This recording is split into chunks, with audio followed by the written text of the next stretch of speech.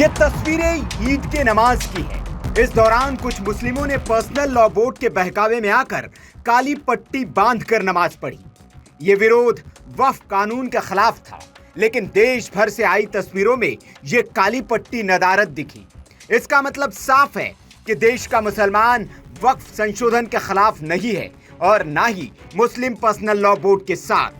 इसकी मिसाल ये भी है, सरकार की ओर से बनाई गई जेपीसी में भी कई मुस्लिम संगठनों ने और नेताओं ने खुलकर ये मांग की कि इस कानून में संशोधन होना ही चाहिए, क्योंकि अभी का कानून ठीक नहीं है। इससे कुछ माफियाओं को मदद मिल रही है और वे कानून का दुरुपयोग कर वक्फ की जमीन को हथिया रहे हैं।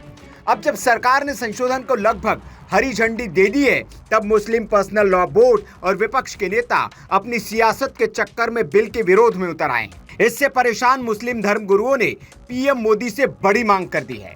अलीगढ़ के मुस्लिम धर्मगुरु इफ्राहिम हुसैन ने पीएम मोदी को बाकायदा एक पत्र लिखा है और इस विधेयक का विरोध करने वालों की संपत्ति की जांच की मांग की है।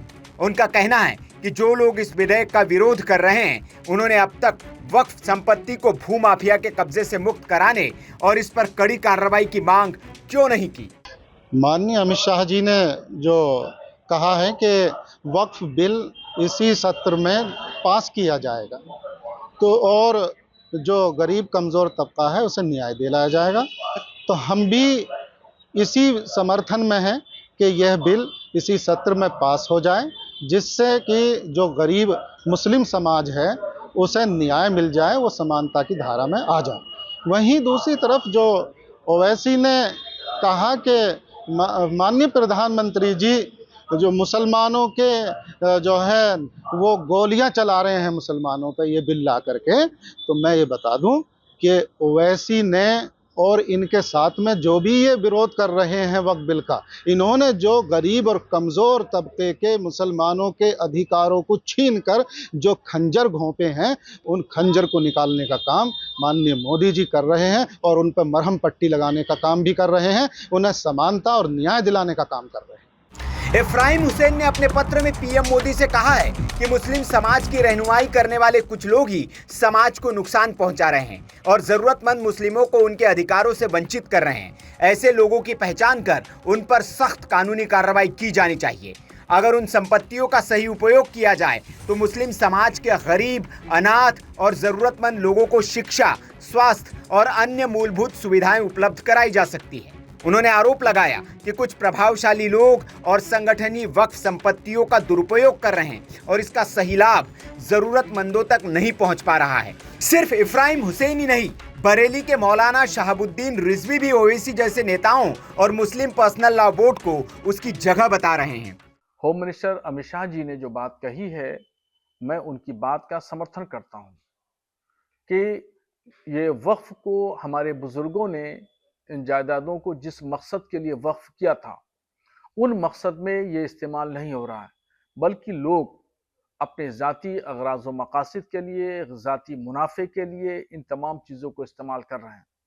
करोड़ों की ज़मीनों को रेवड़ियों के भाव बेच दिया गया और वाकिफ ने इसलिए वक्फ किया था कि इससे होने वाली आमदनी गरीब, कमज़ोर, लाचार, बेवा, यतीम मुसलमानों की किफ़ालत में, उनकी इमदाद में खर्च किया जाएगा।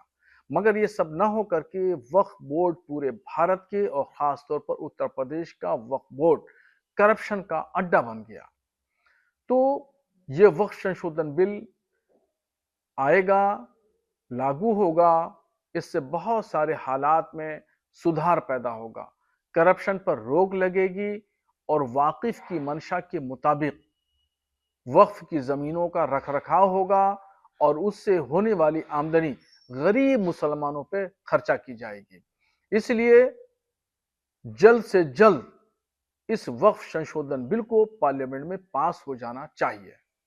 असीम ओवैसी ने आरोप लगाया कि चंद्रबाबू नायडू, नीतीश कुमार, चिराग पासवान, जयंत चौधरी जो भाजपा के गठबंधन में हैं, ये लोग भाजपा का समर्थन कर रहे हैं, जिससे भाजपा मस्जिद और वक्फ संशोधन बिल के थ्रू मस्जिदों पर कब्जा करते और उनके वक्फ को खत्म करते। एमआईएम के अध्यक्ष असदुद्दीन ओवैसी साहब ने all India Muslim personal law board को यरगमाल बना लिया है, ऐसे कह लीजिए, दूसरे अल्फाज में अपहरण कर रखा है और वो सिर्फ अपनी राजनीति रोटियां सेकने के अलावा उनका और कोई मतलब नहीं है। तो सुना आपने, देश के ज्यादातर मुसलमान इस हक में हैं कि संशोधन होना ही चाहिए, क्योंकि वक्फ की जमीनों पर कुछ मुसलमानों ने ही कब्जा कर रखा है और वक्फ की जायदाद को वो लूट रहे हैं। और ऐसे लुटेरों का जब हिसाब होने का वक्त आया है तो वे बिलबिला उठे हैं। Bureau report, VK news. VK news, राष्ट्र के नाम।